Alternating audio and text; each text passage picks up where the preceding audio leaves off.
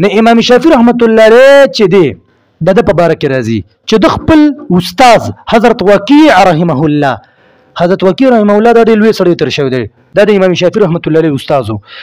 نو د امام شافعي رحمت الله علیه پر استاد لاره حضرت وکیع رحمه الله لا نو شکایت ولا وروړو. د څه شکایت؟ د دغه شکایت هغه عربی کې د اشعار راغلي دي: شکوت الى وکیع سوء حفظي فأوصاني إلى ترك المعاصي فإن العلم نور من إلهي ونور الله لا يعطى لعاصي. امام شافعي رحمت الله علیه وی ما زه خپل استاد دور لم حضرت وکیع رحمه الله لا جی چې ذهن مې ډېر کمزور دی، سره ته یادېږي نه، ذهن مې ډېر کمزور دی. نه امام شافعي رحمت الله علیه خپل استاد وی حضرت وکیع رحمه الله چې بچي ګناونه پرېږده، څه پرېږده؟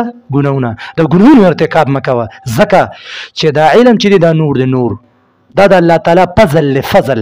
فإن العلم نور من إلهي ونور الله لا يعطى لعاصي.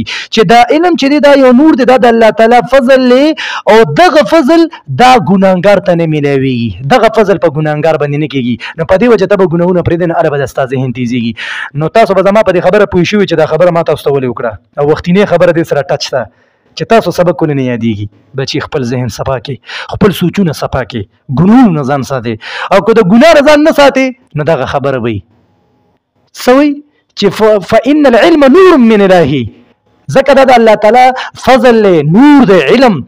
ونور الله لا يعطى لعاصي، او دغه نور او دغه فضل دا په چې دی دا په دغه باندې نه کېږي، په ګناهګار باندې دغه فضل نه کېږي. او تاسو ما مثال درکړی دی، د ګناه مثال تیاره ده، او د علم د حفظ د تجوید د ټولو مثال د علم مثال د دې مثال د رڼا ده. نو اوس ګناه رڼا او تیاره دا یو ځای کېدی نشي، نو په دې وجه علم او ګناه دا یو ځای کېدی نشي، نو په دې وجه ځان به د ګناه نه ساتي، نو هله به هم ذهن تیزي.